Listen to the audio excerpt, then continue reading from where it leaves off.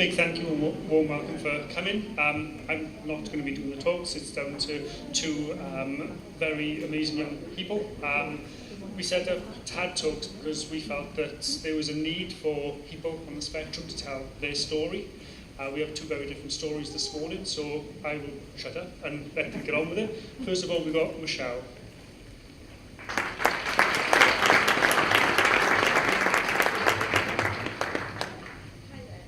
My name is Michelle Chick, and I had a late diagnosis about 3 years ago of autism and the year after ADHD.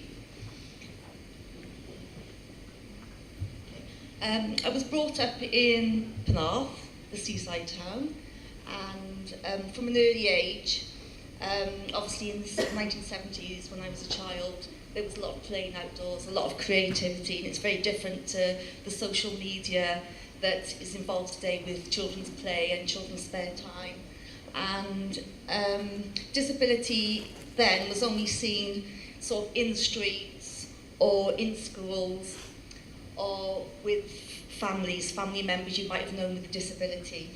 And a lot of the disabilities that were around at the time were more sort of visual disabilities, disabilities you could actually see, not hidden disabilities like the ones I was diagnosed with later in life.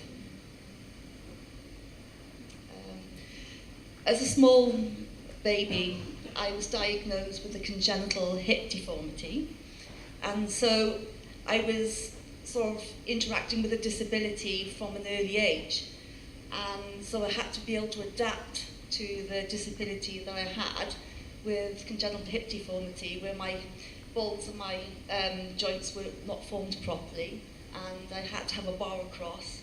And in those days there was no wheelchairs, so my parents had to get a double buggy pram, and there was no real support at all really at that small age. And I didn't start walking until I was about 2 years old. So I had to face those challenges at small age with not knowing about my Asperger's or my ADHD, and I coped with these sort of disabilities in my own way. My parents were actually given some options of what I could do with later life and sort of operations that I could have. They suggested taking up some dance lessons. So my parents decided not to have any operations, but to take myself to ballet lessons, and that's what I did from about the age of 4. In infant school, I did suffer a lot of bullying from an early age, because even though I had the plaster off, I still found walking very difficult to deal with, and also I found communication with other children, making friends, very difficult as well. And I tended to use my creativity with the art to sort of mask the fact that I wasn't very able to communicate and to make friends and keep friends and actually be in a group of friends. I had a few small friends that sort of like were more like neighbours as opposed to school friends that I could actually rely on for friendship. But a lot of the time I was quite happy to be on my own and just be creative.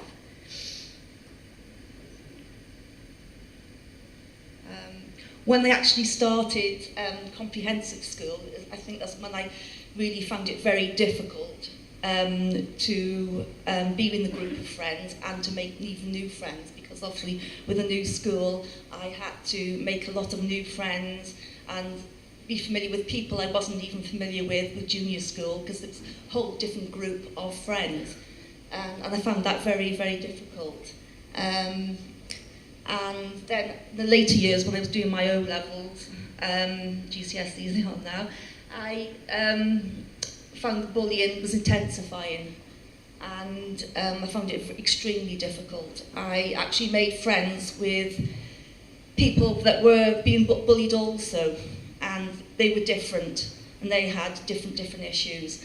And I made friends with quite a few of the children from the deaf unit, because the school that I was in was quite innovative because they had a deaf department, and lots of departments for special help with English and maths, and I found the bullying really intensifying and really, really difficult. And I struggled to learn. I was actually placed after a while when they could see that I was struggling. I did sort of make a cry for help. I was actually put in special unit which was separate to the school. But then I felt isolated from all my friends that I'd made from junior school, the few friends that I did have. I felt quite isolated, and I did feel that, why am I here? Because I don't feel as though there's anything wrong with me, but I did find it learning very, very difficult.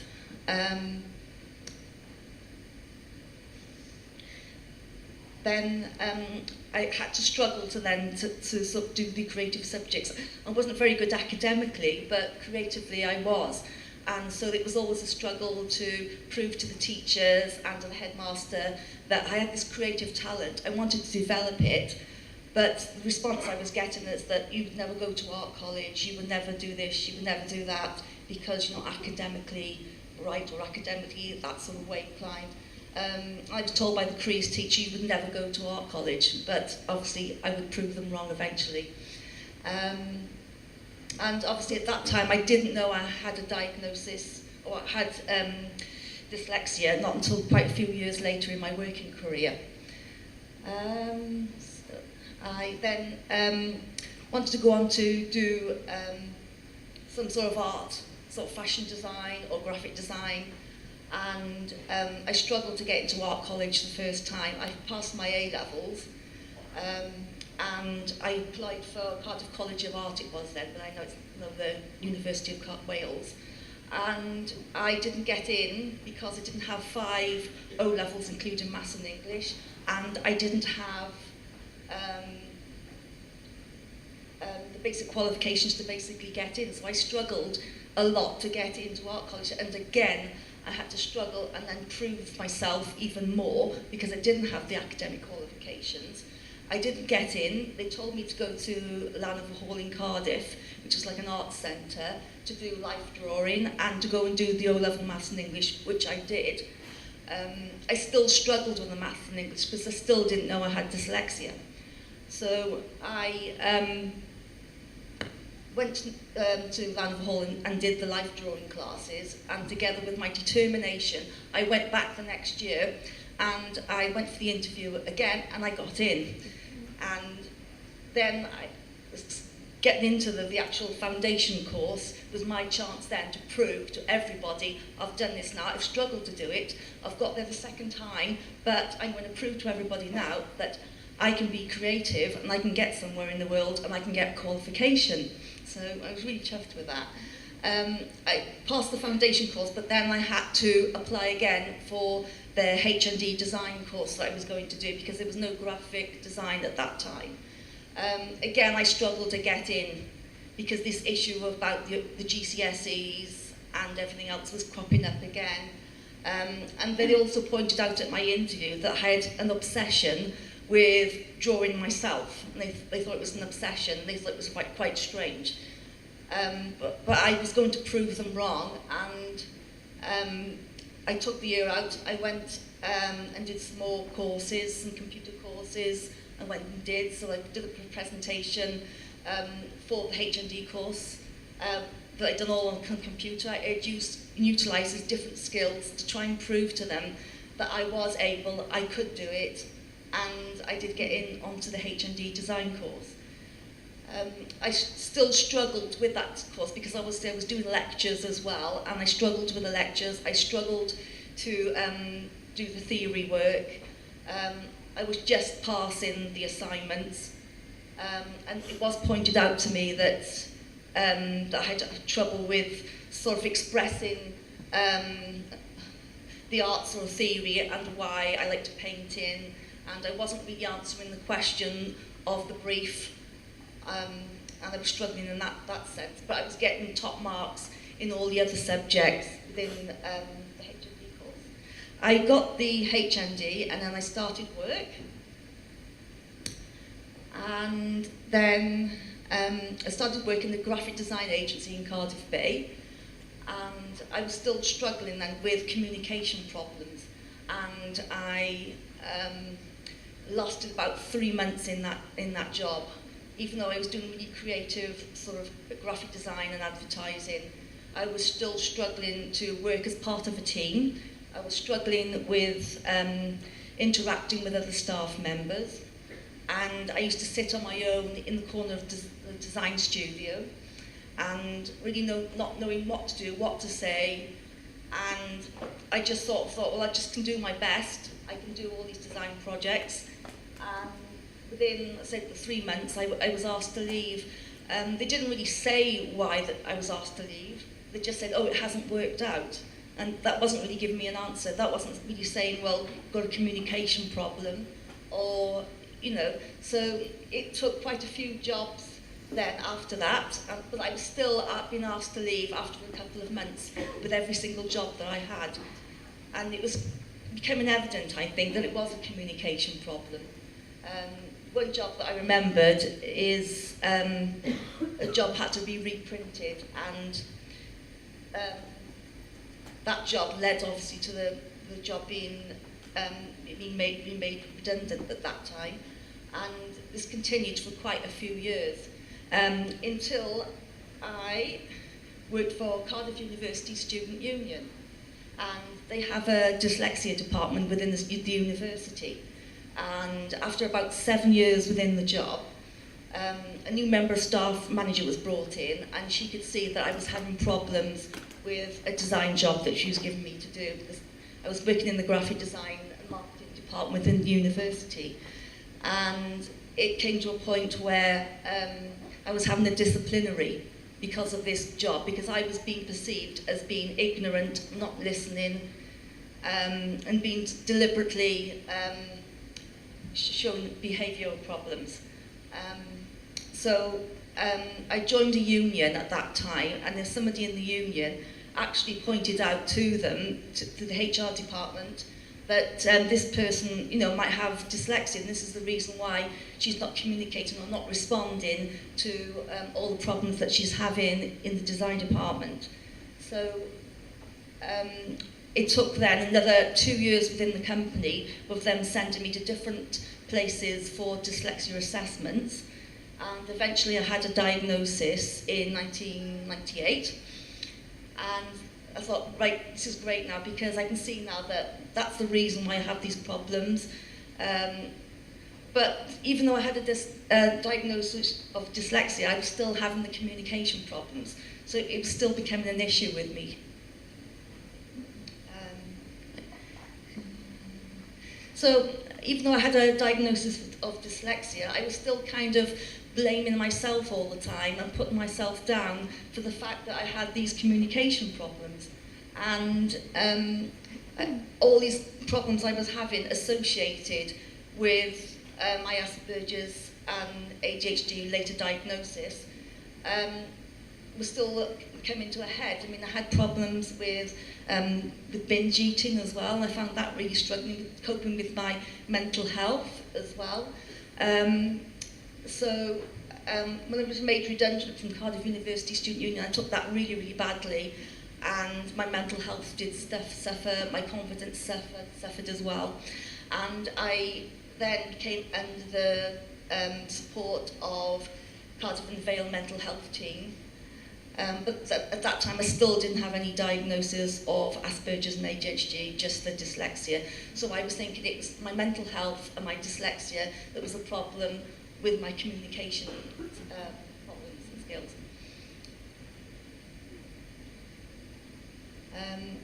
Then with Cardiff and Vale mental health team, I was given an opportunity then to become a volunteer with the British Red Cross shop in Penarth.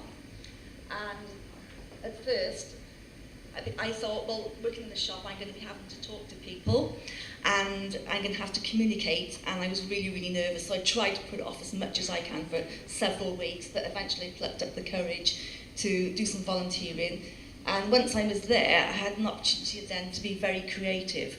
So I did lots of creative things, and the manager then recognised my talents and put me forward for assistant manager's role, which I eventually got. So I had a really good couple of years there, The manager went off to have a baby, so then I was left in charge of the shop with another assistant manager because of the job share. And we actually increased the take-ins in the shop, and for the first time in my life, I was really proud of myself. So I had quite a few issues with British Red Cross, but eventually I had a diagnosis of Asperger's.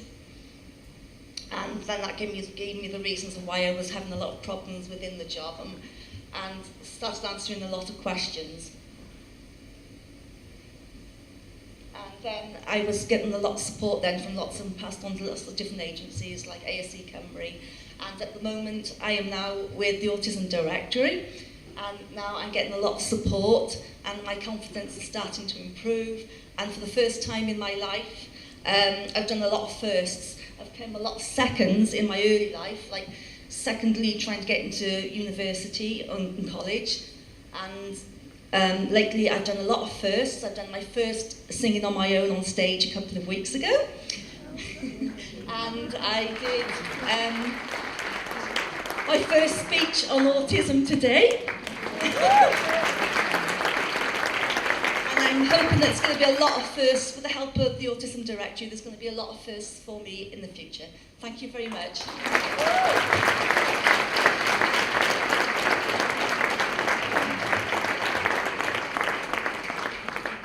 A huge thanks to Michelle again, please.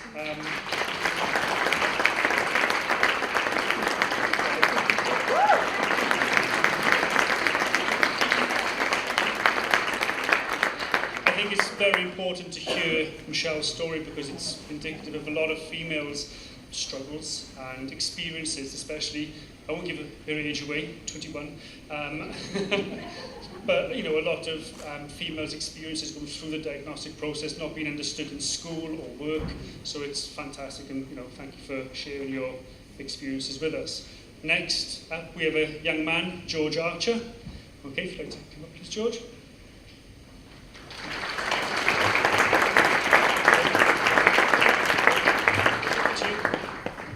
Hello, I'm George, and I'm 18 years old. I'm here today to talk to you about the effects of autism in sport. But firstly, I would like to explain a bit of my background. Even though I was only diagnosed with autism last year at age 17, I know I was different from a young age. Please bear with me if I stutter, as one of my many problems includes speech problems, and I bet Mum wish she had kept the receipt now. In 2002, I joined a primary school in Caerphilly called St Helens, and didn't really fit in well. I was put in a year 1 class when I was meant to be in reception because there wasn't enough room. But I found it hard, and I was always told that I would never achieve anything in life. I was never going to be anyone. So that was really difficult to understand. But for 4 years being in that school, I had to check my maths teacher's socks every day to check they were odd, or I wouldn't be able to start my day. So I think my new 6'4" big maths teacher's quite happy I don't do that anymore. In school it was really hard. I felt bullied for being different and not understanding why I was different. We fought for a long time to understand why, but in the end, me and my sisters were took out of that school, and me and one of my sisters were home educated for many years. I was took out in 2005 and didn't go back until 2011. In that time, our mum taught us, but obviously it would have been really hard, seeing as we didn't have many friends in the home education area. So it caused arguments between me and my mum and my sisters. But in 2011, we found a school called Headlands in Penarth. I saw that as a new beginning, and my headmaster told me a couple of weeks ago that I was a bloody nightmare, and I had to mention it. For the first 6 weeks of that school, I turned up to 3% of my lessons, and I was there all the time, but 3% of the lessons I turned up to. But after accepting the difficulties and the school helping me, I was able to find my own identity. I changed my name because it was easier that way. started feeling confident and started trying new things out. When I left school, it was football was a big part of my life, but I wanted to be able to kick a football without it stopping in front of me first. So I learned that, and in 2 weeks I could. Then I started playing football in school, and first I got better, and I started playing at break time, and then I played for the school. And then one day out of nowhere, my PE teacher pulled me aside and told me that Wales had asked for me to attend a trial to play for them. So the panic set in, because I don't really like new things. The progress of the trial brought new fears and panics. I'm not good with new experiences, so this is a new one as well. However, I thought a lot about what people said to me during it. How they listened to my fears, however rational. They accepted my position, however weird. And they made me feel like whatever decision I made, they would be there for me, however difficult. This type of support has helped me to understand myself and make my decisions better day-to-day life. So I went to the trial, and this is how I got on. Not yet. I went to a trial. I turned up into a room in Sophia Gardens, expecting a few people, but there was 80 other kids with me, and there was only 18 places. And I got selected to play for my country, but then we later found out there was only 8 spaces, because 10 of the boys had been picked before we even got there. So I've got my cap to show everyone. Not the other one. Yeah, that one. So a year ago, in November, I sat in this room where you guys are sat back there and received this cap off Ian Rush.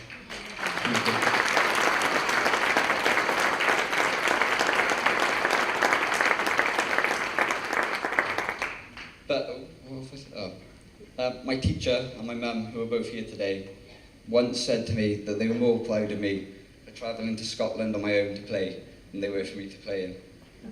And that's something I had never dreamed of doing before. I don't like walking around the shop on my own.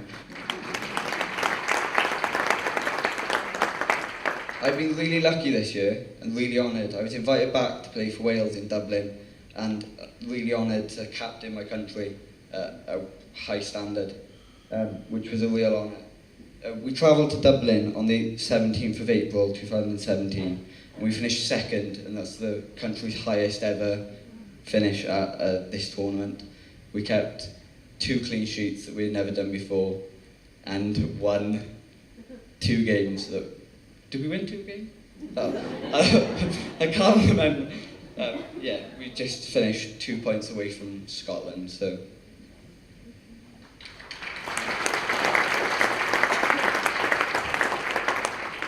But what I think I'm really trying to say is that you don't need to play for Wales to understand the wonderful benefits of sport. And most importantly, they all really started when people accepted me for being me, and accepted me for my difficulties and listening to my feelings, fears and worries. Because it was only then I could start being confident about myself and what I could achieve. I would like to say that just because someone has autism, it doesn't define who you are. I would like to thank Gareth and everyone at the Autism Directory, my family, my teacher, Miss Christopherson, and everyone at the FAW for giving me this great opportunity.